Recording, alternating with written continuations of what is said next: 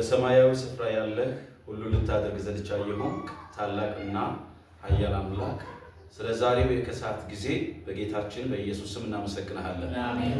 እግዚአብሔር የዘላለም አባትና አምላክ ሆይ እነሆ በዚህ ዘመን ሁላችንንም ስትጠራን ለትልቅ ዓላማ ነውና እግዚአብሔር ለጥሪያችን የምንገጥምበት በአንተ ቃል ተሰርተን ለዓለም ብርሃን ሆነን የምንተርፍበት ለብዙዎች የምንደርስበትን ጸጋ በእኛ ላይ እንድታኖር በኢየሱስ ስም እለምንሃለሁ። እግዚአብሔር የዘላለም አምላክ እኛ በእኛነታችን ምንም ልናደርግ አንችልም። እግዚአብሔር የዘላለም አምላክ መንፈስ ግን ያስችለናል። ዋስትና ሆኖ ለዘላለም ከእኛ ጋር ሊኖር ተሰጥቶናል። በቅዱሱ መንፈስ በጉባኤያችን እንድትገኝ እግዚአብሔር የዘላለም አምላክ እኔም ደግሞ ጌታ ሆይ በመንፈስ ቁጥጥር ሆኜ የወደድከውን እንድናገር የሰጠኝን እንዳስተላልፍ እንድትረዳኝ በኢየሱስ ስም እለምንሃለሁ። እግዚአብሔር የዘላለም አምላክ መላእክቶች በዙሪያችን እንዲሰፍሩ በእሳት ቅጥር እንድትከልለን መንፈስህን ደግሞ እንደ ጠል ከሰማይ እንድታወርደው ሕያው የሆነው ቃል ስልጣን ያለው ቃል የሚሰራው የሚያበጀው የሚተክለው ቃል ደግሞ ጌታ እግዚአብሔር የሚያርም የሚገርጽ የሚቀርጸው ቃል በሕይወታችን እንዲሰራ በኢየሱስ ስም እለምንሃለሁ። እኔም በመንፈስ ታግዤ እናገር ዘንድ እኔነቴን ሙሉ እንድትወርሰው የኔንም በደል መተላለፍ ይቅር እንድትል እግዚአብሔር ሰሚዎችንም ልባቸውን መንፈስ ቅዱስ እንዲያዘጋጅ በአንጻራቸው ሰማይ ተከፍቶ የመንፈስ ኃይል ለልባቸው እንዲደርስ እግዚአብሔር ሆይ መንፈስ ቅዱስ ሹክ እንድትላቸው እለምንሃለሁ። ይህንን የሚከታተሉ በተለያየ ሚዲያ አማራጭ ጌታ እግዚአብሔር የሚያዩ የሚሰሙ እግዚአብሔር ሆይ እውነቱ ወደ ልባቸው እንዲደርስ እንድትረዳቸው በኢየሱስ ስም እለምንሃለሁ። ሁሉን ለክብርህ አስገዛ። ስለሰማን ተመስገን። በጌታ በኢየሱስ ስም አሜን። ይሄኛውን ክፍለ ጊዜ የምንጠቀመው የቤተ ክርስቲያን አስተዳደር በሚል ታላቅ ርዕስ ሲሆን በዚህ ውስጥ ቤተ ክርስቲያን እንዴት እንደምትተዳደር በምን እንደምትተዳደርና ምን ኃላፊነት እንዳለባት እያንዳንዱ የቤተ ክርስቲያን መሪዎች እያንዳንዱ የአገልግሎት ዘርፍ መሪዎች ምን ኃላፊነት እንዳለባቸውና ከነሱ የሚጠበቀውን ሁሉ ለመግለጽ ዳሰሳ ሙከራ ያደርጋል። ሁሉንም እንኳን አካቶ በዚህ ሰዓት ማቅረብ ባይቻልም ነገር ግን በተወሰነ መልኩ ለመዳሰስ ይሞክራል ማለት ነው። የአጥቢያ ቤተ ክርስቲያን አስተዳደር ይላል። እንግዲህ የሰባተኛ ቀን አድቬንቲስት ቤተ ክርስቲያን አራት የአስተዳደር መዋቅር ወይም ደግሞ አራት የአስተዳደር እርከኖች አሏት። ይቺ ቤተ ክርስቲያን ስንት እርከኖች አሏት? አራት የሚያህሉ መዋቅሮች ወይም ደግሞ እርከኖች አሏት። የአስተዳደር እርከኖች አሏት። እነሱ ምንድናቸው? በጣም ቀላልና ሁላችንም የምናውቃቸው እንደሆኑ ጠብቃለሁ። የመጀመሪያው ምንድነው? እሱም አጥቢያ ቤተክርስቲያን ሲሆን የመጀመሪያው እርከን። ከአጥቢያ ቤተክርስቲያን ከፍ ሲል ደግሞ ሰበካ የሚባለው ሴንትራል ኢትዮጵያ ፊልድ የምንለው ሰበካ የሰበካው ቢሮ እናገኛለን። ከሰበካው ከፍ ሲል ደግሞ ዩኒየን ኢትዮጵያ ዩኒየን ሚሽንን እናገኛለን። ከሱ ደግሞ ከፍ ሲል ምን እናገኛለን? አጠቃላይ መስሪያ ቤትን እናገኛለን። ስለዚህ አራት ናቸው ማለት ነው። አራት ናቸው እርከኖቹ። ስለዚህ ቤተክርስቲያን በእነዚህ አራት እርከኖች በእነዚህ አራት አደረጃጀቶች ምን የምትለች የምትመራና እየተመራች የምትገኝ ቤተክርስቲያን ነች። ዲቪዥኖች የሚል ድምፅ ሰምቻለሁ። ትክክል ነው። ዲቪዥኖች የዩኒየኑ የተለያዩ የመስሪያ ቢሮ ቅርንጫፎች ናቸው። ለጀነራል ኮንፈረንስ የመስሪያ ምኖች ናቸው፣ ቅርንጫፍ የሆኑ ቢሮዎች ናቸው።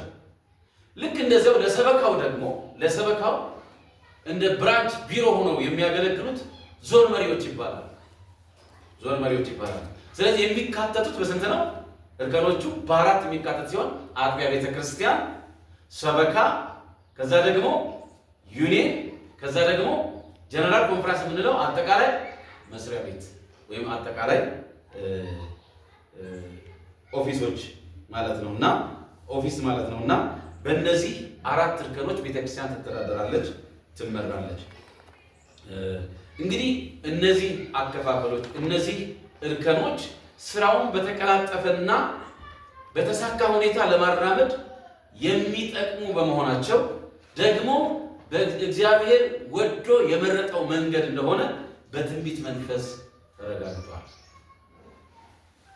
በመሆኑም ይሄ በዚህ መዋቅር ውስጥ ያሉ መሪዎች፣ አስተዳደሮች እያንዳንዳቸው ኃላፊነት የተጣለባቸውና ጥሪ የደረሰላቸው ወይም የደረሰላቸው ሰዎች ምንድነው የሚጠበቅባቸው? በመዋቅሩ አንዱ ሌላውን በመደገፍ በተቀናጀ ሁኔታ በሚሰራበት ጊዜ የእግዚአብሔር ሥራ በቅልጥፍና ሊካሄድ ይችላል።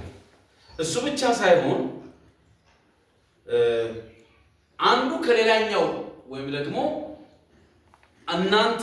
አንተ ከኔ ትሻላለህ በሚል የትህትና መንፈስ በመላበስ አንዱ ለአንዱ በመገዛት ይሄ የአስተዳደር መዋቅር አንዱ ለአንዱ እንዲገዛ በትህትና መንፈስ በክርስቶስ መንፈስ መርሃቸው ይሄ ሆኖ እንዲገዙ መጽሐፍ ቅዱስ መመሪያውን ይሰጣል። እንግዲህ በተዋረዱ መሰረት አጥቢያ ቤተክርስቲያን የምትመራው በዚያቸው በአጥቢያ ቤተክርስቲያን በተመረጡ የቦርድ ኮሚቴዎች ነው። ምንም እንኳን ከሷ በላይ ባሉ እርከኖች የምትተዳደር ብትሆንም መመሪያዎችን፣ የሥራ አሰራር ስትራቴጂዎችን የምትቀበልና ያንን የምትፈጽም ብትሆንም ከዚህ ወደ ላይ የምትልከው ከላይ ወደ ታች ደግሞ የምትቀበለው የሥራ እቅዶች ቢኖሯትም ነገር ግን ይህችን ቤተክርስቲያን በዋናነት በቅርብ የበላይ ሆኖ ማስተዳደር የሚችሉት በውስጧ በተመረጡት ምኖች ናቸው የቦርድ አባላት በኩል ይሆናል ማለት ነው። ለምንድነው የቦርድ አባላት ያስፈልገው? ለምንድነው በቦርድ ቤተክርስቲያን እንድትመራ ያስፈልገበት ምክንያቱ የመጀመሪያው የቤተክርስቲያን ወይም ቤተክርስቲያን በማያቋርጥ ስጋትና በማያቋርጥ ሰልፍ ውስጥ ነው ያለችው፣ በተጋድሎ ውስጥ ነው ያለችው። ለዚህ ነው በአንድ ሰው ውሳኔ በአንድ ሰው አመራር ላይ ምንም አትለው ቤተክርስቲያን የማታርፍ። የቤተክርስቲያን እንግዲህ ቤተክርስቲያን በማያቋርጥ አደጋ ውስጥ ስለሆነች ነው። ምክንያቱም ሰይጣን የእግዚአብሔርን ሕዝብ ሊያጠፋ ይተጋል ወይም ይፈልጋል።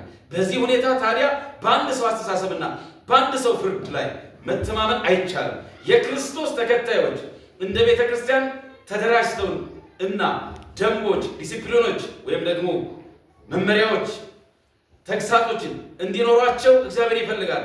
ሌሎችን ከራሳቸው የተሻሉ አድርገው በመቁጠር አንዱ ለሌላው እንዲገዛ ያሳስባል የትንቢት መንፈስ እንጂ። ስለዚህ ቤተክርስቲያን ምን እንዲኖራት ያስፈልጋል? የተደራጀምን ወይም የተመረጠንን ቦርድ ያስፈልጋታል። ምክንያቱም ምንድነው? ቤተክርስቲያን ሁል ጊዜ በምን ላይ ናት? በአደጋ ውስጥ ነች። ሁሌ በውጊያ ቀጠና ውስጥ ነች። ሁል ጊዜ በተጋድሎ ውስጥ ነው ያለችው። ለዚህ ነው በአንድ ሰው ላይ መተማመን ምን ይመረጥ የማይጣለው በአንድ ሰው ላይ ብቻ አስተዳደሩ የማይሰጥበት ምክንያት ጠላት ሁል ጊዜ ቤተክርስቲያን ማጥቃት ስለሚፈልግ እግዚአብሔር ምን ማድረግ ፈለገ? ሰዎችን የተለዩ ሰዎችን ለይቶ መርጦ በእነዚያ ሰዎች ቦርድ በሚል ስያሜ በተሰየመላቸው ወይም በሚሰየሙ ሰዎች ቤተክርስቲያን እንድትመራ እግዚአብሔር ይፈልጋል። እናም ደግሞ እነዚህ ሰዎች በትህትና አንዱ ከሌላው እንደሚሻል ቆጥሮ አንዱ ለአንዱ ምን እንዲገዛ በክርስቶስ መንፈስ የትህትና መንፈስ እንዲመሩ ኃላፊነት ተሰጥቷቸዋል። እንዲያውም የትንቢት መንፈስ ቮሊዩም 9 ላይ ቴስቲሞኒስ በሚለው መጽሐፍ ገጽ 260 ላይ እንደዚህ ይላል። ማንም ሰው በአንድ ሰው ሐሳብ ብቻ አእምሮውን ሊቀይር እንደማይገባው ጌታ ደጋግሞ አሳይቶኛል። ስራውን በመቆጣጠር ረገድም ሆነ የትኛውን እቅድ ለመከተል እንደሚያስፈልግ ለመወሰን ቢሆን የአንድን ሰው ወይም የጥቂት ሰዎች ብቻ በቂ አይደለም። ነገር ግን በጀነራል ኮንፈረንስ ከሁሉ ቦታ የመጡ ወንድሞች ሐሳብ በአንድነት ሊጸና ይገባል። የግል አስተሳሰብን በልከኝነት የሙጥኝ ማለት አያስፈልግም። በአጠቃላይ ውሳኔ ከአጠቃላይ ውሳኔ በተቃራኒ ግለሰቡ የያዘውን የግል አቋሙን አልለቅም በማለት መጽናቱን እንደ ጥሩ ችሎታ ሊቆጥረው አይገባም ይላል ትንቢት መንፈስ። ስለዚህ ምንድነው የቤተክርስቲያን ውሳኔ ሊሆን የሚገባው? ጀነራል የሆነ ከተለያዩ ለምሳሌ ለጀነራል ኮንፈረንስ ከሆነ ከተለያዩ ሀገሮች በዲቪዥኖችም ይሁን በዩኒየኖችም ይሁን በሰበካም ደረጃ ያሉ ሰዎች ተጠርተው ወዴት ይሄዳሉ? ለምርጫ ሊሆን ይችላል፣ ለተለያዩ ውሳኔዎች ሊሆን ይችላል። ያ በየ5 ዓመቱ ቤተክርስቲያን የምትመራበትን መመሪያ የማሻሻል ሂደት ሊሆን ይችላል። ምናልባትም ደግሞ አከራካሪና ጥያቄ የሚፈጥር ኢሹ ቢነሳ ያንን ጥናታዊ ጽሑፍ እንዲያጠኑ የተለዩ ሰዎች ኃላፊነት ሰጥቷቸው አጥንተው ጥናታዊ ጽሑፉን አቅርበው ውሳኔ የሚጸድቀው እንደ ሰንበት ትምህርት ያለ ትምህርት እንግዲህ ግምገማ ተደርጎለት መጽደቅ የሚችለው አጠቃላይ ምን በተገኘበት ነው? አጠቃላይ ጉባኤ በተገኘበት ነው። ቤተክርስቲያን ውስጥ ደግሞ እንደ ሎካል ቸርች በዚህ ሂደት ውስጥ ስንሳተፍና ስንመራ ቤተክርስቲያንን ሊሆን የሚገባው የአንድ ሰው ብቻ አስተሳሰብ፣ የአንድ ሰው ብቻ ውሳኔ፣ የአንድ ሰው ብቻ ምርጫ ሊሆን አይገባም። የአብላጫው ድምፅ ነው መሆን ያለበት። የአብላጫው ውሳኔ ነው መጽናትና ተቀባይነት ሊያገኝ የሚገባው። አንድ ሰው የግል አመለካከቱን የግል አቋሙን የሙጥኝ ብሎ መያዝን እንደ ትልቅ ችሎታ አድርጎ ሊቆጥረው አይገባም። ቤተክርስቲያን ምክንያቱም ቤተክርስቲያን የምትመራው በምንድን ነው? በቦርድ እንጂ በምን አይደለም፣ በግለሰቦች አይደለም። ቦርድ ባያስፈልግ አንድ ሰው ብቻ የሚያስፈልግ ብቻ ቢሆን ኖሮ ፓስተሩ ወይም ደግሞ የቤተክርስቲያን ሽማግሌው ብቻ ቤተክርስቲያንን ማድረግ ይችል ነበር፣ መምራት ይችል ነበር። የትኛውንም ውሳኔ የትኛውንም ነገር እርሱ ብቻ ማድረግ ይችል ነበር። ያ ግን ተጋድሎ ያለበት ስለሆነ ቅድም ለመግለጽ እንደሞከርኩት በአንድ ሰው ሀሳብ ላይ ብቻ የተንጠለጠለ በተወሰኑ ጥቂት በሆኑ ሰዎች ብቻ ውሳኔ ላይ የሚመራ ቤተክርስቲያን እንዲኖር እግዚአብሔር ምን አላለ? አልፈለገም። የትንቢት መንፈስ ከአደጋው አንጻር ይህንን እንዲያውም በተደጋጋሚ አሳይቶኛል ነው የሚለው የትንቢት መንፈስ። በማቴዎስ ምዕራፍ 18 ቁጥር 19 እንደዚህ ይላል። መጽሐፍ ቅዱሳዊ ሐሳብ ነው። ይሄ ሐሳብ መጽሐፍ ቅዱስ ላይ ካልተነሳ የትኛውም ሐሳብ ውድቅ ነው የሚሆነው። እንደዚህ ይላል ማቴዎስ 18:19 ደግሞ እላችኋለሁ ከእናንተ ሁለቱ በምድር በማንኛውም በሚለምኑት ነገር ሁሉ ቢስማሙ በሰማያት ካለው ከአባቴ ዘንድ ይደረግላቸዋል። ምን አድርገው? በምድር ላይ ሁለት ሰዎች ምን አድርገው ተስማምተው እንዲደረግላቸው እግዚአብሔርን ቢጠይቁ ምን ይሆንላቸዋል? ይሆንላቸዋል ወይም ይደረግላቸዋል። ምን ቢሉ? መስማማት የምትለው ቃሉ ሰልፍ ቀጥሎ ቁጥር 20 እንደዚህ ይላል። 19 ያነበብኩላችሁ። ሁለት ወይም ደግሞ ሶስት በስሜ በምትሰባሰቡበት በዚያ በመካከላቸው እሆናለሁ ይላል። መስማማት ካለ በዚያ መካከል ውስጥ ማን ይገኛል? እግዚአብሔር ይገኛል። ስለዚህ እግዚአብሔር የምን አምላክ ነው? የህብረት አምላክ፣ የአንድነት አምላክ፣ የመለያየት አምላክ አይደለም። በህብረት የሚያምን አምላክ ነው። ስላሴዎችን ስትመለከቱ ወይም ደግሞ አብ ወልድ መንፈስ ቅዱስን ስትመለከቱ ምን አላቸው? ህብረት አላቸው አይደል? ስለዚህ እግዚአብሔር በህብረት ያምናል። ቤተክርስቲያንም በህብረት እንድትመራ ይፈልጋል። ለዚህ ነው ቦርድ ለቤተክርስቲያናችን ያስፈልገው። በጣም ጥሩ። ማቴዎስ ምዕራፍ 19 ቁጥር 16 ቁጥር 19 ላይ የመንግሥተ ሰማያትን መክፈቻዎች እሰጥሃለሁ፣ በምድር የምታስረው ሁሉ በሰማይ የታሰረ ይሆናል፣ በምድር የምትፈታው ሁሉ በሰማይ የተፈታ ይሆናል። እግዚአብሔር በምድር ላይ የሚያብረው የወንድሞችን ህብረትና አንድነትን ነው። ሐዋርያት የመጀመሪያዋ ቤተክርስቲያን ባቋቋሙ ጊዜ በዚሁ መንገድ ነበር ቤተክርስቲያን የሚመሯት። በምንድን ነበር የመሯት? ቤተክርስቲያንን በህብረት ነበር የመሯት። አንድ ሆኖ ነበር የመሯት። አንድ ልብ ነበራቸው፣ አንድ ሀሳብ ነበራቸው። በአንድነት ምን ያደርጉ ነበር? ማዕድን ይቆርሱ ነበር። ፍጹም የሆነ ህብረት ነበራቸው። ዕለት ዕለት በቤተ መቅደሱ በጸሎት ምን ያደርጉ ነበር? ይተጉ ነበር። እንዲህ አይነት ህብረት ነበራቸው። በዚያ ጊዜ ነበር በበዓለ ሃምሳኛው ቀን ምን ያደረገው? መንፈስ ቅዱስ የወረደው። ስለዚህ የመጀመሪያዋ የጥንቷ ቤተክርስቲያን የተመራችው በግለሰብ ሳይሆን በምንድን ነበር?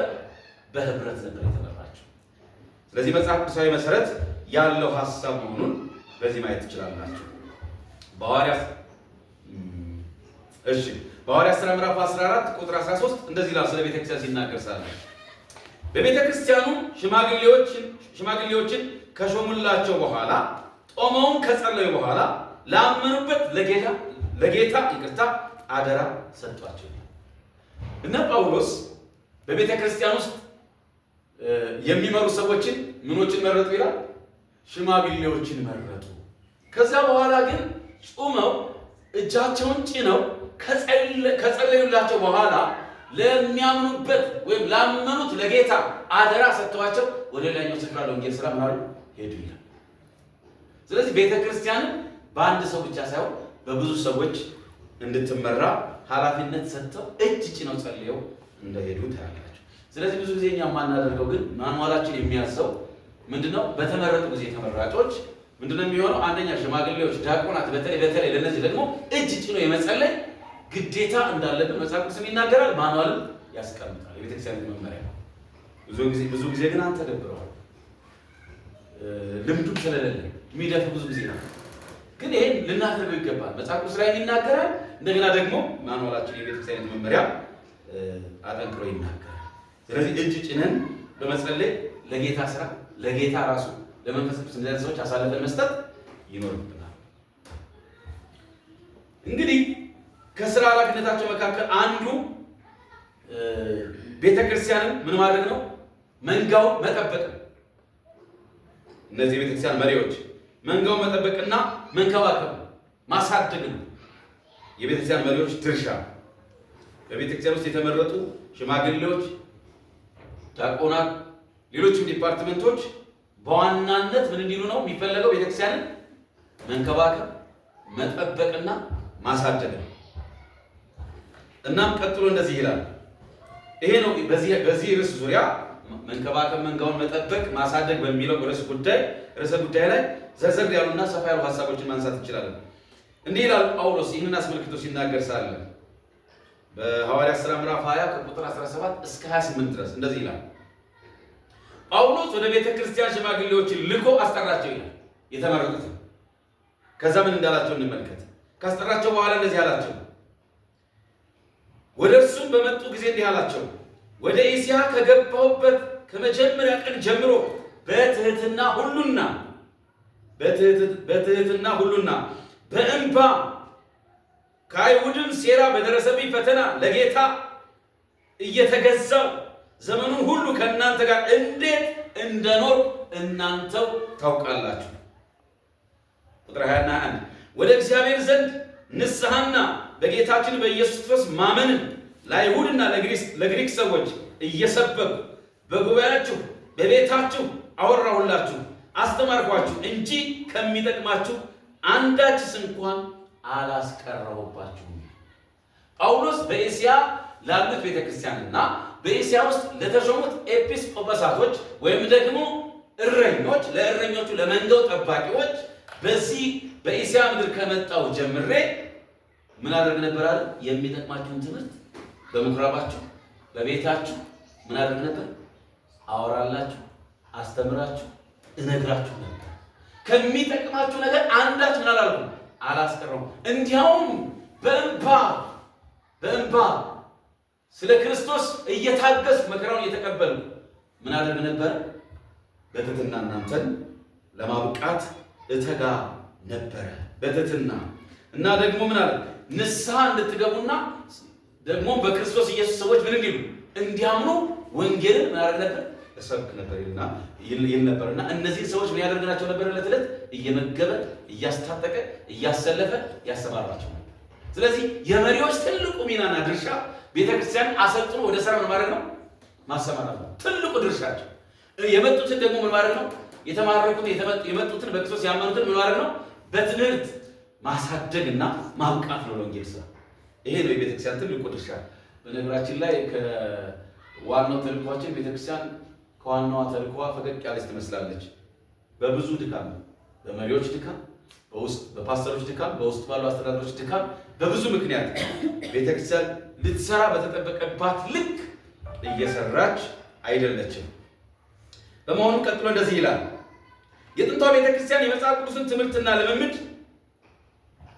የመጽሐፍ ቅዱሳዊውን ትምህርትና ልምምድ ንጽህና የመጠበቅ ኃላፊነት ተሸክማ ነበር። ንጽህናዋን ትጠብቅ ነበር። ትምህርቷን ይዛ ትቀጥል ነበር። ዕብራውያን ምዕራፍ 13 ቁጥር 9 ላይ እንደዚህ ይላል፣ ልዩ አይነት በሆነ በእንግዳ ትምህርት አትወሰዱ፣ ልባችሁ በጸጋ ቢጸና መልካም ነው እንጂ በመብል አይደለም።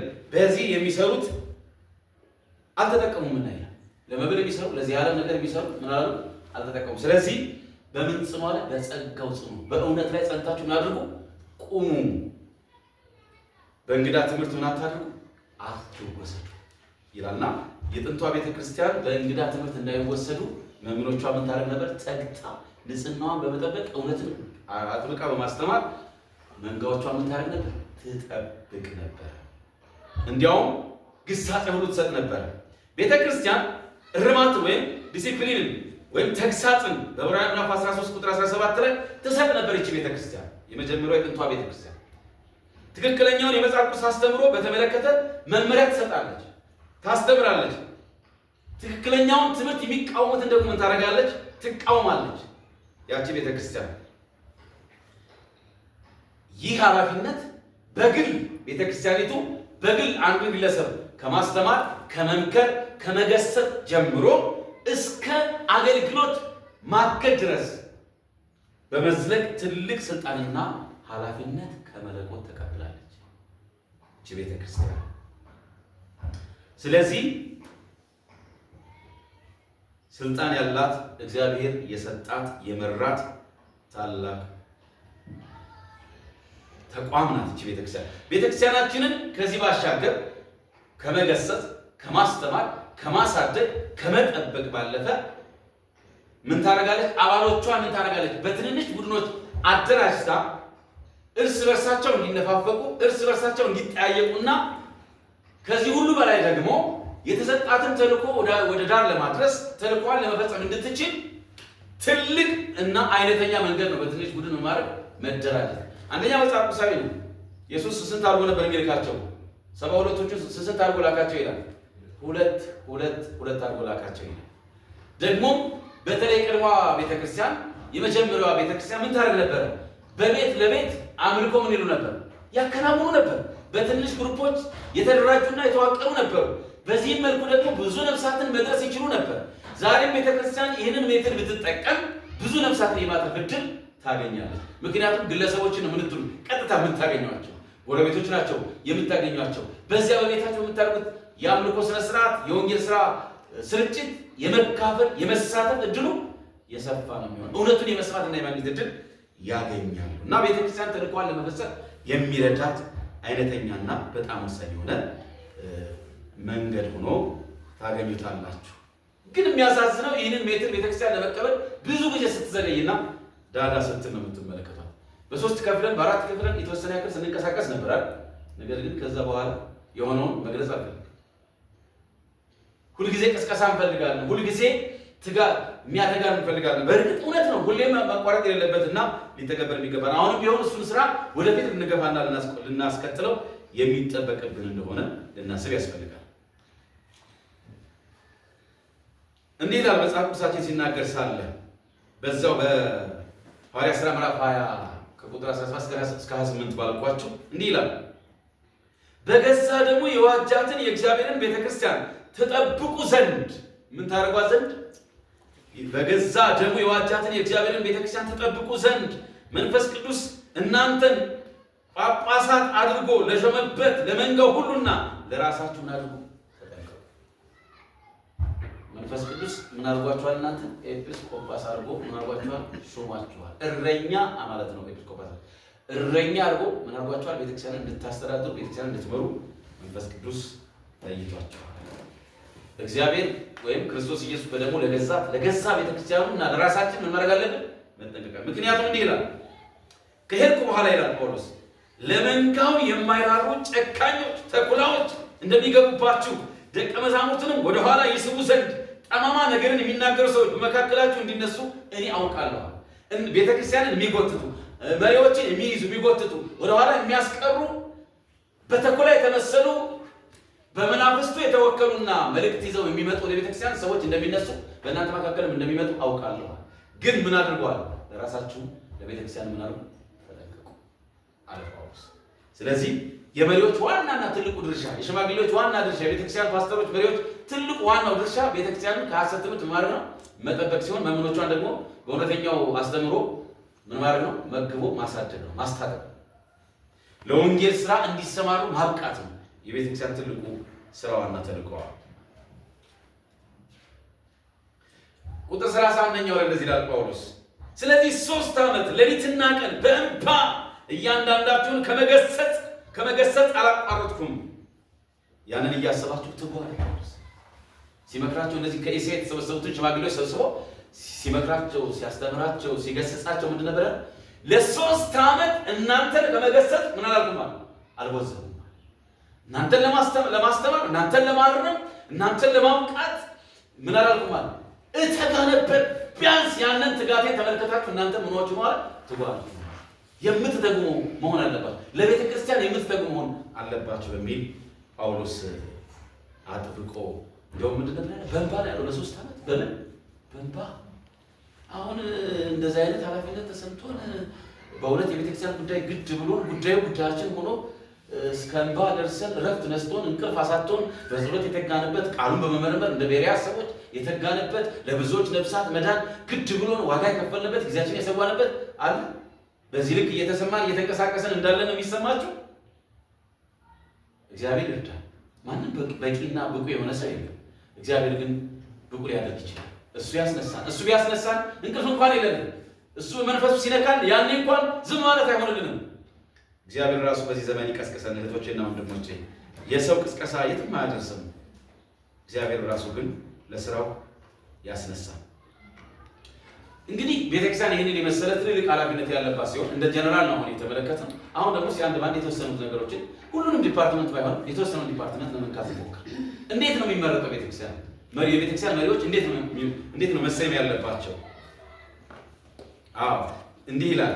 ከጌታ የተቀበለችውን ተልእኮ ለሌሎች እንድታስተላልፍ መለኮታዊ ግዴታ አለባት እቺ ቤተክርስቲያን። ደግሞ ይህ ስራ ቤተክርስቲያን የተደራጀችበት ዋና ምንድነው? ዓላማዋ። ቤተክርስቲያን መደራጀት የተፈለገበት ዋናው ዓላማ ወንጌልን ማለት ነው። ለማድረስ በቃ የተደራጀችበት ዋና ዓላማ ወንጌል ለማድረስ። ይህንን ስራ በምትልበት ጊዜ ግን ምን ትሆናለች? ከመሪዋ በተቃራኒ ትቆማለች። ከተቋቋመችበት ዓላማ ታፈነግጣለች። ይህ ደግሞ እጅግ ከባድና አደገኛ ነገር ነው። አንድ ነገር ዓላማውን ሲስት ወደ ምኑ ነው የሚሮጠው? የሚገሰግሰው ወደ ውድቀቱ ነው የሚገሰግሰው። በጣም የሚገርም ነውና ለተኮነነው ዓለም ወይም ደግሞ በፍርድ ውስጥ ስር ላለው ዓለም የመጨረሻውን መልእክት እንድታውጅና የክርስትና ልብ የሆነው የወንጌል ስርጭት ስራ ምን እንድታደርግ ተቀዳሚ ተግባሯ እንድታደርግ እግዚአብሔር ለዚህ ዓላማ ለይቷታል፣ አደራጅቶ አቁሟታል። እንደውም መመሪያው ምንድነው የሚለው?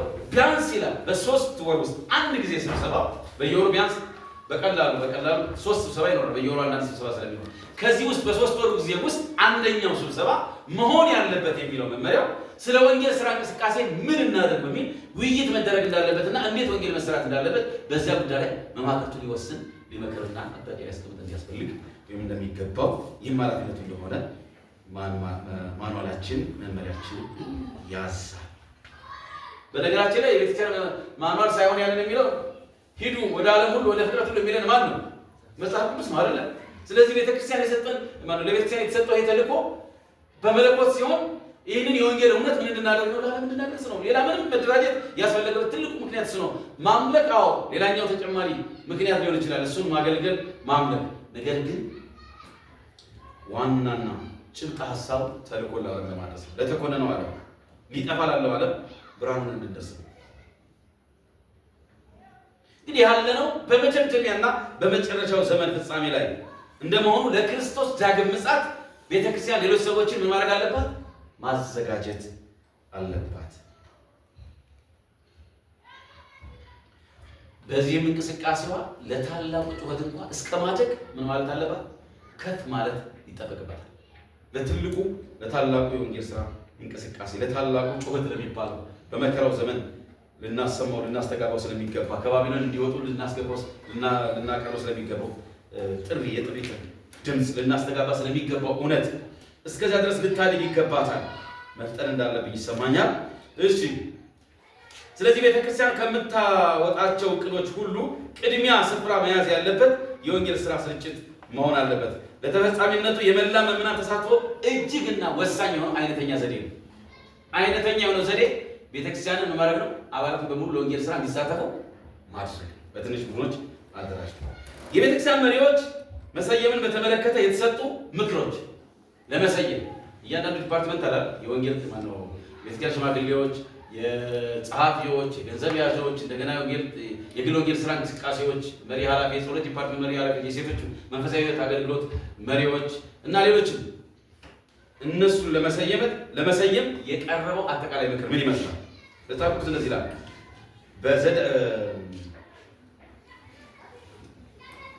ብቃት ያላቸውን የአገልግሎት ዘርፍ ኃላፊዎችን መሰየም ለቤተክርስቲያን እድገት በጣም ወሳኝ ነው።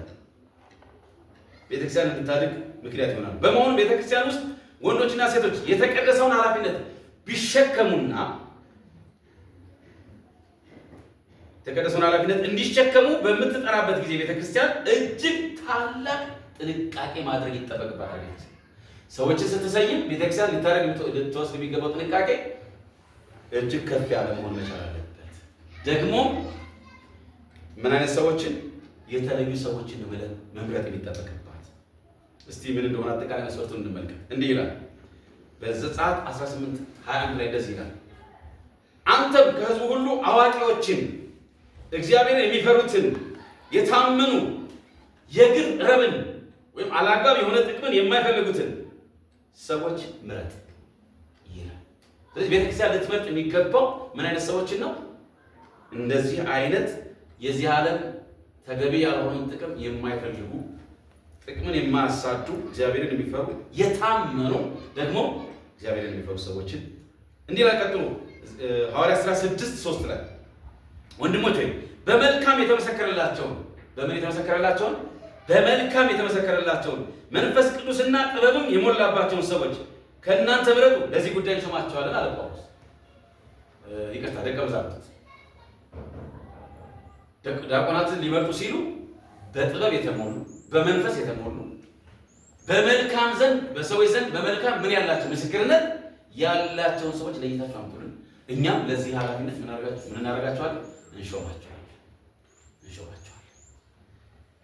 እንደዚህ ላይ ቀጥሎ ደግሞ ሁለተኛ ጢሞቴዎስ ምዕራፍ 2:2 ላይ ብዙ ሰዎች የመሰከሩለትን ከኔም የሰማውን ሌሎችን ደግሞ ሊያስተምሩ ለሚችሉ ለታመኑ ሰዎች አደራ ስጥ ይላል። በቤተ ክርስቲያን ውስጥ ምን አለ ጳውሎስ ሲናገር ሳለ በጣም ግሩም የሆነ ብጥን ያለ አነጋገር የተጠቀመውና እንዲህ ነበር ያለው። ብዙ ሰዎች የመሰከሩለትን አደራ የምትሰጠው በቤተ ክርስቲያን ውስጥ ምን አይነት ሰው መሆን አለበት? ብዙ ሰዎች ምን ያደርጉለትን በመልካም የመሰከሩለትን ሰው እንደገና ደግሞ ከኔ የሰማሁን ያንን እውነት ደግሞ ለሌሎች ምን ማድረግ የሚችለው ማስተማር የሚችለው ሰው የታመኑ ለሆኑ ሰዎች የታመኑ ከሆኑ ለነሱ ምን አድርግ አድራስ ወይም ሹማቸው። እንደዚህ አይነት የሆኑ ሰዎችን መሾም ትችላለህ ይላል። ኤጲስቆጶስ ሊሆን የሚገባው እንግዲህ ምንድነው? ከዚህ ቀጥለን የምንመለከተው ደግሞ እረኛ መሆን የሚጠበቅበት ሽማግሌ ሊሆን ይችላል፣ የወንጌል አገልግሎት ሊሆን ይችላል፣ ዲያቆናት ሊሆን ይችላል። እነዚህ ሁሉ እንደተዋረዱ ሆኖች ናቸው። የቤተክርስቲያን እረኞች ናቸው፣ ጠባቂዎች ናቸው። አንደኛ ጢሞቴዎስ ምዕራፍ 3:1 ላይ እንደዚህ ነው፣ ማንም ኤጲስቆጶሳትን ቢፈልግ መልካም ስራን ይመኛል የሚለው ቃል የታመነ እረኝነትን ቤተክርስቲያንን ለማስተዳደር ለመምራት የሚመኝ መልካምን ስራ ምን ያደርጋል? ይመኛል። በቲቶ 1:4-8 ላይ እንደዚህ ይላል። ቁጥር 4 ጀምሮ አንድ ኤጲስቆጶሳት ሊኖረው የሚገባ መስፈርት ልበርታ ሊሆን የሚገባ አንድ ኤጲስቆጶስ ሊሆን የሚገባው ምንድን ነው? ልጆችን በጭምትነት ሁሉ እየገዛ የራሱን ቤት በመልካም የሚያስተዳድር።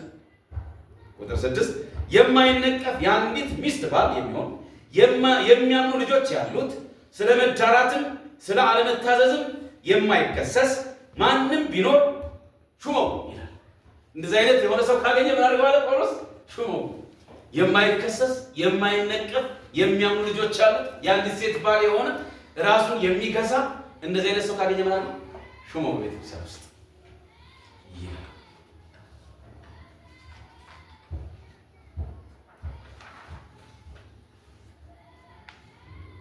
ኤጲስቆጶስ እንደ እግዚአብሔር መጋቢ የማይነቀፍ ሊሆን ይገባዋል። የማይከራከር፣ የማይቆጣ፣ የማይሰክር፣ የማይጨቃጨቅ፣ ነውረኛ ረብን የማይወድ መሆን አለበት። የቤተክርስቲያን ንጽህና መጠበቅ መቻል አለብን። ቁጥር 8 ነገር ግን እንግዳ ተቀባይ፣ በጎ የሆነውን ነገር የሚወድ ጠንቃቃ፣ ጻድቅ፣ ቅዱስ፣ ራሱን የሚገዛ ይሁን። እስካሁን ያነበብኩላችሁ ቲቶ 1 ከምዕራፍ 1 ከቁጥር 4 እስከ 8 ነው።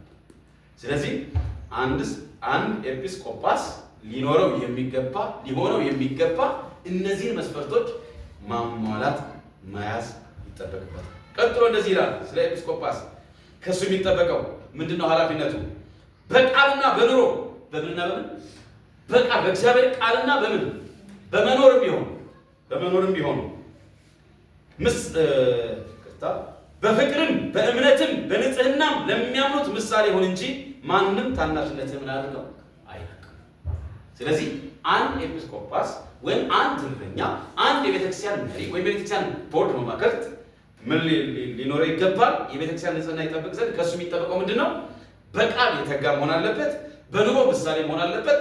በፍቅር በእምነት በንጽህና ለሚያምኑት ቀዳሚ ምሳሌ ሆኖ ራሱን ሊያቀርብ ያስፈልጋል። በዚህ ማንም እስኪንቀው ድረስ ራሱን ምን ማድረግ የለበትም?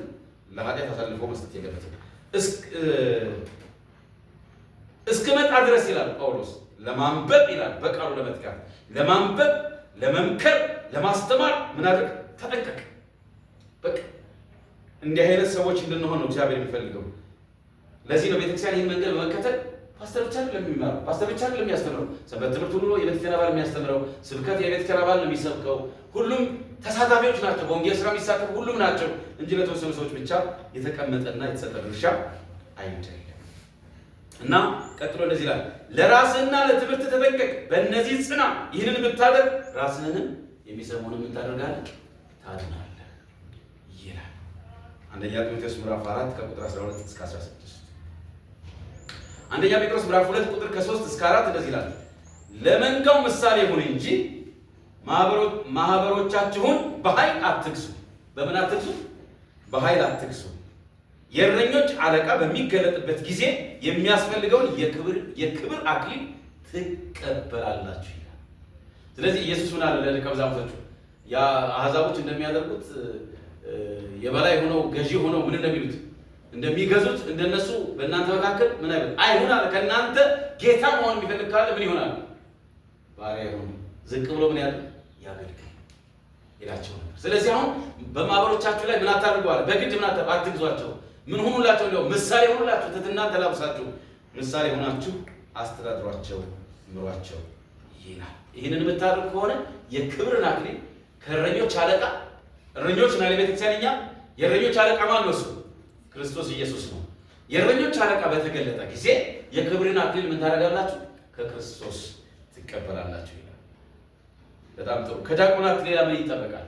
እስቲ ዲያቆናት አንደኛ ጢሞቴዎስ ምዕራፍ 3 ከቁጥር 8 እስከ 10 እንዲሁ ዲያቆናት ጭምቶች፣ በሁለት ቃል የማይናገሩ፣ ለብዙ ወይን ጠጅ የማይጎመጁ፣ ቁጥር 9 ነውረኛ ረብን የማይወዱ፣ በንጹህ ሕሊና የሃይማኖትን ምስጢር የሚይዙ፣ አስተምሮትን ምን የሚሉ የሚይዙ፣ የቤተክርስቲያንን አስተምሮ ምን የሚያደርጉ የሚይዙና ቤተክርስቲያንን ምን የሚሉ የሚጠብቁ፣ የሚያሳድጉ፣ የሚያስተምሩ ናቸው ዲያቆናት።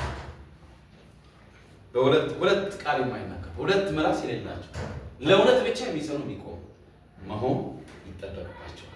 ለወይን ጠጅ ደግሞ የማይጎመጁ፣ የማያስፈልግ ጥቅምን የማይፈልጉ፣ የራሳቸው ያልሆነውን የማይፈልጉ፣ በንጹህ ሕሊና የሃይማኖትን ምስጢር የሚጠብቁ የሚይዙ ሊሆኑ ይገባቸዋል። እነዚህ ደግሞ አስቀድመው ይፈተኑ፣ ከዛም በኋላ ያለ ነቀፋ ቢሆኑ በድቁና ስራ ያገልግሉ ይላል መጽሐፍ ቅዱስ። እስከዚህ ድረስ ነው ዝርዝር አድርጎ የሚያወራ።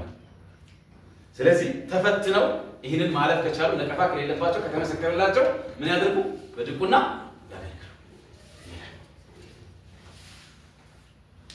ለመሪዎች መታዘዝ፣ ቀጥለን የምንመለከተው ለመሪዎች መታዘዝ እንደ መጀመሪያ ወጣቶችን ምን ይጠቅሳልና ከወጣቶች የሚጠበቅ ተግባር በአንደኛ ጴጥሮስ ምዕራፍ 2 ቁጥር 5 ላይ እንዲህ ይላል፣ እንዲሁ ጎበዞች ሆይ ለሽማግሌዎች ተገዙ፣ ሁላችሁም እርስ በርሳችሁ እየተዋረዳችሁ ትሕትናን እንደ ልብስ ታጠቁ፣ እግዚአብሔር ትዕቢተኞችን ይቃወማልና ለትሑታን ግን ጸጋ ይሰጣል ይላል። ስለዚህ ለቤተክርስቲያን መሪዎች፣ ለቤተክርስቲያን ሽማግሌዎች፣ ለቤተክርስቲያን አስተዳደሮች ምን ማድረግ ይኖርባቸዋል? የቤተክርስቲያን ወጣቶች መታዘዝ፣ መገዛት። ያውም በምን?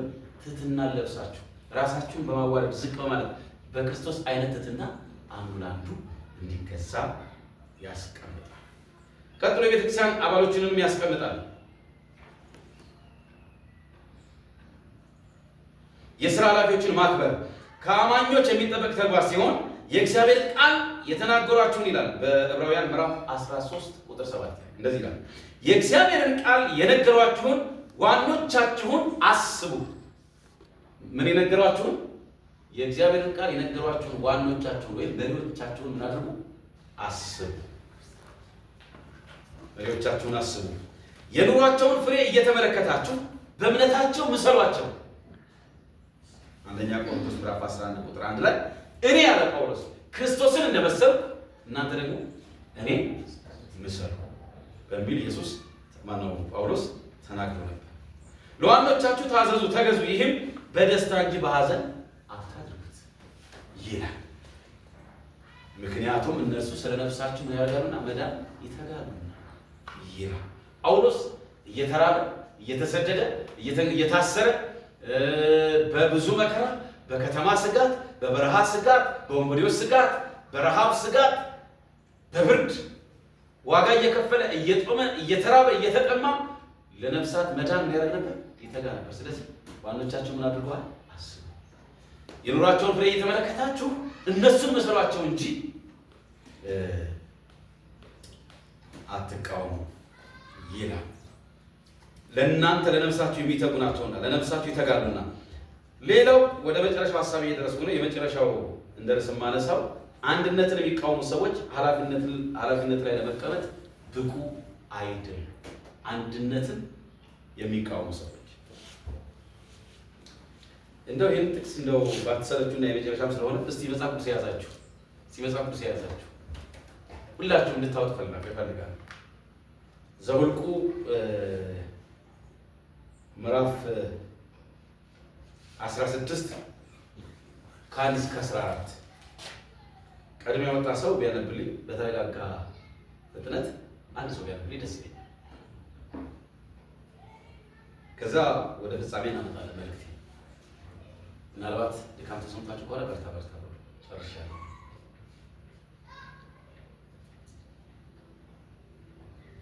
ዘኍልቍ 16 ከ1 እስከ 14 ያወጣ የለም ፈታቢና የሌዊም ልጅ የቀዓትን ልጅ የይስዓር ልጅ ቆሬ ከሮቤል ልጆች የኤልያብ ልጆች ዳታንና አቤሮን የኤፍላትን ልጅና የኤፍላም ልጅ ኦን በሙሴ ላይ ተነሱ። ከእስራኤልም ልጆች 250 ሰዎች ከእነርሱ ጋር ወሰዱ። በጉባኤው የተመረጡ ዝናቸውም የተሰማ ማህበሩ አለቆች ነበሩ። በሙሴና በአሮን ላይ ተሰብስበው ማህበሩ ሁሉ እያንዳንዳቸው ቅዱስ ናቸውና እግዚአብሔር በመካከላቸው ነውና እናንተ እጅግ አብዝታችኋል፣ በእግዚአብሔር ጉባኤ ላይ ለምን ትታበያላችሁ? አሉ። ሙሴም በሰማ ጊዜ በግንባሩ ወደቀ። ለቆሬም ወገኖች ሁሉ ነገ እግዚአብሔር ለእነርሱ የሚሆነውን ቅዱስም የሚሆነውን ያስታውቃል፣ የመረጠውንም ሰው ወደ እርሱ ያቀርበዋል። እንዲሁም አደረጉ። ቆሬና ወገንህ ሁሉ ጥናዎቹን ወስዶ ነገም በእግዚአብሔር ፊት እሳት አድርጉባቸው፣ ዕጣንም ጨምሩባቸው። እንዲህም ይሆናል እግዚአብሔር የሚመርጠው እርሱ ቅዱስ ይሆናል። እናንተም የሌዊ ልጆች ሆይ እጅግ አብዝታችኋል ብሎ ተናገራቸው። ሙሴም ቆሬን አለው፣ አንተ የሌዊ ልጆችን ስሙ፣ እናንተ የሌዊ ልጆች ስሙ። የእስራኤል አምላክ እግዚአብሔር ማህበር የለያችሁ የእግዚአብሔርንም ማደሪያ አገልግሎት ትሰሩ ዘንድ የምታገለግሏቸውን በማህበሩ ፊት ትቆሙ ዘንድ ወደ እርሱ ያቀረባችሁ አይበቃችሁምን? እናንተ ከእናንተም ጋር የሌዊ ልጆች ወንዶችንም ሁሉ ወደ እርሱ አቅርቧል። ክህነትም ደግሞ ትፈልጋላችሁን? ስለዚህ አንተና ወገንህ ሁሉ በእግዚአብሔር ላይ ተሰብስባችኋል። በእርሱም ላይ ታጉረመርሙ ዘንድ አሮን ማን ነው? ሙሴም የኤልያብን ልጆች ዳታንና አቤሮንን እንዲጠሯቸው ላከ። እነርሱም አንመጣም፣ በምድረ በዳ ትገድለን ዘንድ ወተትና ማር ከምታፈስሰው ምድር ያወጣህን አይበቃህምን? ደግመህ በእኛ ላይ ራስህን አለቃ ታደርጋለህን? ደግሞ እህትና ማር ወደምታፈልቀው ምድር አላገባህንም፣ እርሻና ወይንም አላወረስከንም። የእነዚህን ሰዎች ዓይኖች ታወጣለህን? አንመጣም አሉ። 14 ድረስ እስቲ ዝቅ በልና አንድ ሁለት ቁጥሮች ይጨምር። ሙሴም እጅግ ተቆጣ፣ እግዚአብሔርም ወደ ቁርባናቸው አትመልከት፣ እኔ ከእነርሱ አንድ አህያስ እንኳ አልወሰድኩም። ሙሴ ነው እንደዛ የሚለው። ሙሴም እጅግ ተቆጣ፣ እግዚአብሔርንም ወደ ቁርባናቸው አትመልከት፣ እኔ ከእነርሱ አንድ አህያ እንኳ አልወሰድኩም፣ ከእነርሱም አንድ ሰው አልበደልኩም አለ። ሙሴም ቆሬን ነገ አንተ ወገንህም ሁሉ አሮንም በእግዚአብሔር ፊት ሁኑ፣ ሁላችሁም ጥናዎቻችሁን ውሰዱ፣ ዕጣንም አድርጉባቸው፣ እያንዳንዳችሁም ጥናዎቻችሁን ወደ እግዚአብሔር ፊት አምጡ፣ 250 ጥናዎች። አንተ ደግሞ አሮን ጥናዎቹን አምጡ አለው። እያንዳንዱ ጥናውን ወሰደ፣ እሳትም አደረገበት፣ ዕጣንም ጨመረበት። ከሙሴና ከአሮን ጋር በመገናኛ ድንኳን ደጃፍ ቆሙ። ቆሬም ማህበሩን ሁሉ ወደ መገናኛ ድንኳን ደጃፍ በእርሱ ላይ ሰበሰበ። የእግዚአብሔርን ክብር ለማህበሩ ተገለጠ። እግዚአብሔር ሙሴና አሮን እንዲህ ብሎ ተናገራቸው፣ ሁሉን በቅጽበት አጠፋቸው ዘንድ ከዚህ ማህበር መካከል ፈቀቅ በሉ። እነርሱም በግንባራቸው ወደቁ።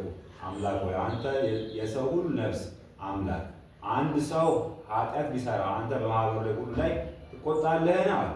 እግዚአብሔር ሙሴን እንዲህ ብሎ ተናገረው፣ ለማህበሩ ከቆሬና ከዳታን ከአቤሮንም ማደሪያ ዙሪያ ፈቀቅ በሉ ብለህ ንገራቸው። ሙሴም ተነስቶ ወደ ዳታንና ወደ አቤሮን ሄደ። የእስራኤል ሽማግሌዎች ተከተሉት። ማህበሩም እባካችሁ ከእነዚህ ክፉዎች ድንኳን ፈቀቅ በሉ፣ በኃጢአታቸው ሁሉ እንዳትጠፉ ለእነርሱ የሆነውን ሁሉ አትንኩ ብሎ ተናገራቸው። ከቆሬና ከዳታን ከአቤሮንም ማደሪያ በዙሪያውን ሁሉ ፈቀቅ አሉ። ዳታንና አቤሮንም ሴቶቻቸውም ልጆቻቸውም ሕፃኖቻቸውም ወጥተው በድንኳናቸው ደጃፍ ቆሙ። ሙሴ አለ፣ ይህንን ሥራ ሁሉ አደርግ ዘንድ እግዚአብሔር እንደላከኝ እንጂ ከልቤ እንዳይደለ በዚህ ታውቃላችሁ። እነዚህም ሰዎች ሰው እንደሚሞት ቢሞቱ ወይም እንደ ሰው ሁሉ ቢቀጸፉ እግዚአብሔር አላከኝም። እግዚአብሔር ግን አዲስ ነገር ቢፈጥር ምድርም አፏን ከፍታ ለእነርሱም ያለውን ሁሉ ብትውጣቸው በሕይወታቸውም ላይ ሲኦል ቢወርዱ ያን ጊዜ እነዚህ ሰዎች እግዚአብሔር እንደናቁ ታውቃላችሁ። እንዲሁም ሆነ ይህ ቃል ሁሉ መናገር በፈጸመ ጊዜ ከበታቻቸው ያለው መሬት ተሰነጠቀ። ምድሪቱም አፏን ከፍታ እነርሱን ቤተሰቦቻቸውንም ለቆሬም የነበሩትን ሁሉ ሰዎች ሁሉ ዕቃዎቻቸውንም ሁሉ ዋጠቻቸው። በጣም የሚገርም ነው። ከዚህ በላይ ብዙ ላደክማቸው አልፈልግም። ዝቅ ብሎ ሲናገር ደግሞ ምን ይላል? የቆሬ ቤተሰብን መሬት እነ ቆሬ ዳታን መሬት ሰንጥቃ ምን አለቻቸው? ዋጠቻቸው። 250 የሚደርሱ ማህበሮች ደግሞ በሙሴና በአሮን ላይ ምን ያሉት የተነሱና የተጣሏቸው ሙሴንና አሮንን በእግዚአብሔር ላይ የተነሱ በመሆናቸው ምን አደረጉ? ራሳቸውን ነበር ምን ያደረጉት? ሰብስበው ለእናንተ ብቻ ነው እግዚአብሔር የሚገለጠው፣ ለእኛም እግዚአብሔር ተገልጧል። እናንተ ብቻ ናችሁ እንደ ቅዱሳን፣ እኛም ቅዱሳኖች ነን። ስለዚህ በሚል እነ ሙሴን አጣጣሏቸው። ለእነ ሙሴ ለመገዛት ፈቃደኛ አልነበሩም፣ አመፁ። በዚህ ምክንያት እግዚአብሔር ተቆጣ። ምን አደረገ? ምድር ተሰነጠቀችና እነ የቆሬን ቤተሰብ እነ ዳታን በሙሉ እነሱ መሬት ተሰንጥቃ ምን አደረገቻቸው? ዋጠቻቸው። ከዛ በኋላ ግን ሆነ እነዚያ 250 ሰዎች ላይ እሳት ከሰማይ ወርዶ ያቺ እሳት ምን አለቻቸው? 250 ሰዎችን በላቻቸው። ዝቅ ብሎ ያለው ቀሪ ያልተነበበው ክፍል እሱን የሚያወራ ነው። እና ስለዚህ ምንድነው ጭብጥ ሐሳቡ? አንድነትን የሚቃወሙ ሰዎች ቤተክርስቲያን ልትመርጣቸው አይገባም። ምክንያቱም መርገምን ይዘው ስለሚመጡ በዘኍልቍ ምዕራፍ 16-14 ቅድም ሲነበብ እንደሰማነው የሌዊ ልጆች የቀዓት ልጅ የይሳኮር ልጅ ቆሬ ከሮቤልም ልጆች የኤልያብ ልጆች ዳታንና አቤሮን የፋልቴም ልጅ ኦን በሙሴ ላይ የተነሱት በእነ ሙሴ ነበረ። እንደገና ደግሞ ቀጥሎ ቁጥር 3 ላይ ብቻ ነበር ሙሴና በአሮን ላይ ተሰብስበው በሙሴና በአሮን ላይ ተሰብስበው ማህበሩ ሁሉ እያንዳንዳቸው ቅዱሳን ናቸውና እግዚአብሔር በመካከላቸው ነውና እናንተ እጅግ አብዝታችኋል፣ በእግዚአብሔር ጉባኤ ላይ ለምን ትታበያላችሁ እያሉ በእነ ሙሴ ላይ ተነሱባቸው እነዚህ ማህበሮች። ዘኍልቍ 26:9 ላይ የኤልያብም ልጆች ነሙኤል፣ ዳታን፣ አቤሮን እነዚህ ዳታንና አብሮን አቤሮን ከማህበሩ የተመረጡ 250 ሰዎች ነበሩ። ከቆሬ ወገን ጋር በእግዚአብሔር ላይ ባመፁ ጊዜ ሙሴና አሮንን ተጣሉ። ግን ምን ሆነ መጨረሻቸው? ጥፋት ሆነባቸው። እግዚአብሔር ለነ ሙሴ የሰጠው ስልጣን እጅግ ምንድን ነበር? ትልቅ ነበር። ያን ስልጣን በመቃወማቸው በማቃለላቸው በእግዚአብሔር ላይ በመነሳታቸው ለጥፋታቸው ምክንያት ሆነ። ዛሬ በቤተክርስቲያን ውስጥ ይህንን ኃይል አለ። የሚገርማችሁ ነገር እኛ በመቀደስ ለእግዚአብሔር ስራ መለየት ብንጀምር ኃይል አለ ከእናንተ ጋር። ዝም ብሎ ማውራት ብቻ ሳይሆን ለአገልግሎት ሄድኩኝ። ተቃውሞ ተነሳ። ከመጣሁ በኋላ ከአንድ ወር ከምናምን በኋላ ምስክር ተዘጋጀ፣ የሐሰት ምስክር እና ምስክሩን ተመሰከረ። ደብዳቤው ተጻፈ። ደብዳቤው እዚህ ቢሮ ሳይደርስ በዚያ ሰው አካል ላይ የሞተር አደጋ ወደ ቸርቹ ስትገባ የሞተር አደጋ ደርሶ ሰማይ ጠቀስ አድርሶ መሬት ላይ አወርዶ እግሯ ተሰብሮ ወገቧ ተሰብሮ አናቷ ላይም ደም ፈሶ ብዙ ዋጋ ከፍላ እስቲል እስካሁን በችግር ነው። በእግዚአብሔር አሰራር ላይ በእግዚአብሔር መንፈስ ላይ በቤተ ክርስቲያን ላይ በተቀቡት በእግዚአብሔር ሰዎች ላይ እጅ የሚሰነዝሩት ሰዎች እንደ ማህበሩ እንደ ቆሬ ልጆች በተቀቡት ሰዎች ላይ እጃቸውን የሚሰነዝሩ ሰዎች ከባድ ነገር ይገጥማቸዋል። ምክንያቱም የሚያቃሉት በዚያ ሰው ውስጥ የሚሰራውን እግዚአብሔርን እንጂ ያንን ሰው ብቻ አይደለም። ስለዚህ በጣም መጠንቀቅ አስፈላጊ ነው ለራሳችን ደህንነትና በረከት። የእውነት አስተማሪዎች ይላል። ይሄኛውን ሐሳብ እዚህ ጋር ታሪኬ የእውነት አስተማሪዎች ሚስዮናውያን በቤተ ክርስቲያኑ ያሉ የአገልግሎት ዘርፎች እውነትን በመታዘዝ ነፍሳቸውን ቢያነጹ ለጌታ እጅግ ብዙ መስራት ይችላሉ። ቮሊዩም 5 ቴስቲሞኒስ ገጽ 238 ላይ እነዚህ የቤተክርስቲያን መሪዎች ለእውነት በመታዘዝ ነፍሳቸውን ምን ቢያደርጉ ቢያነጹ ለጌታ ብዙ ስራ መስራት ይችላል። ስለዚህ ራሳቸው ለእውነት እየታዘዙ ራሳቸውን እያነጹ ህብረትና አንድነት እየፈጠሩ መስራት አለባቸው። እግዚአብሔር የተለየ ስጦታ ያላቸውን ሰዎች የእርሱ ረዳቶች የሆኑ ዘንድ በቤተ ክርስቲያን አስቀምጧል። የተለያዩ ስጦታ ያላቸውን ሰዎች የእያንዳንዱ ሰው ጥበብ በአንድነት ሊመጣ የመንፈስ ቅዱስ ሲመጣ የመንፈስ ቅዱስን ሐሳብ ይገልጻል። የተለያዩ ሰዎች ምን ሲሉ ህብረት ፈጥረው ጌታን ለማገልገል በአንድነት መንፈስ ሲመጡ ያ የምን ድምጽ ይሆናል? የምን ሐሳብ ይሆናል? የመንፈስ ቅዱስ ሐሳብ ይሆናል። በአንድ ሰው ላይ ብቻ በተወሰኑ ሰዎች ላይ ብቻ የተንጠለጠለ ነገር መንፈስ ቅዱሳዊ ሐሳብ ላይሆን ስለሚችል በራሳቸው ግትር ባህሪ ብቻ የሚመሩና በእግዚአብሔር ሥራ ብቻ ረጅም ልምድ በራሳቸው ግትር ባህሪ ብቻ የሚመሩና በእግዚአብሔር ሥራ ውስጥ ረጅም ልምድ ካላቸው ጋር ተጣምረው ለመስራት አሻፍረኝ የሚሉ በራሳቸው በመተማመን መንፈስ የታወሩ ናቸው ወይም ይሆናሉ። በመልካምና በክፉ መካከል መለየት አይችሉም። እንደዚህ አይነት የቤተክርስቲያን መሪ መሆን እንደዚህ አይነት የቤተክርስቲያን መሪዎች ሊሆኑ አይገባም። የወንድሞችን ሐሳብ ግምት ውስጥ ባለማስገባት የራሳቸውን ውሳኔ እቅድ ብቻ የሚከተሉ ናቸውና በእያንዳንዱ እርምጃቸው ምክር ሊጠይቁ ሲገባ የክርስቶስ ትሕትና መንፈስ ሳይማሩ የነፍሳትን ደህንነት በራሳቸው ብርታት ብቻ ለመጠበቅ በሚሞክሩት መስራት ለጠላት በጣም ይቀለዋል ይላል። ስለዚህ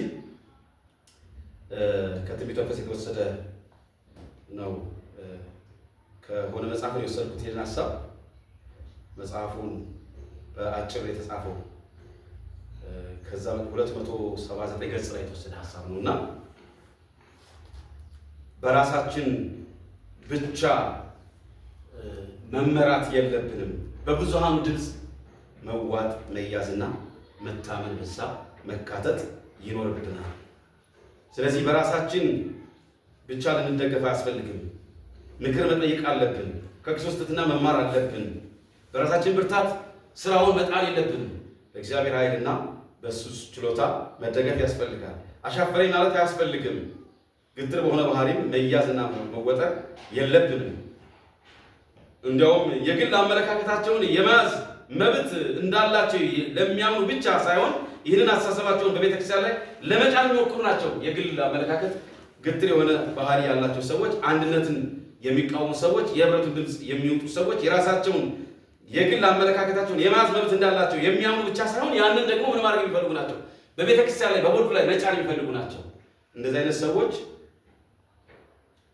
ለቤተ ክርስቲያን መማክርትነት ወይም ቦርድነት ወይም ለዘርፍ መሪነት የሚበቁ አይደሉም። አንድነትን የሚቃወሙ ስለሆኑ የብዙሃኑን ድምፅ የሚውጥ የሚጋፋ ስለሚሆን ይለናልና በእውነት እግዚአብሔርን እየፈራን ለእውነት እየታዘዝን ራሳችን አንጽተን እውነትን ወደፊት ለመግፋት ቤተክርስቲያን የሚገባትን እንቅስቃሴ እንድታደርግ በእኛ ስንፍና፣ በእኛ አለመትጋት፣ በእኛ አለመጣር ወንጌል ሳይሰራና ሊድኑ የተገባቸው ሳይድኑ እንዳይቀሩ የበኩላችን እንድናደርግ እግዚአብሔር ትልቅ ምን ሰጥቶናል? ኃላፊነት ሰጥቶናል። ተቆሞት ይችላል። ስለዚህ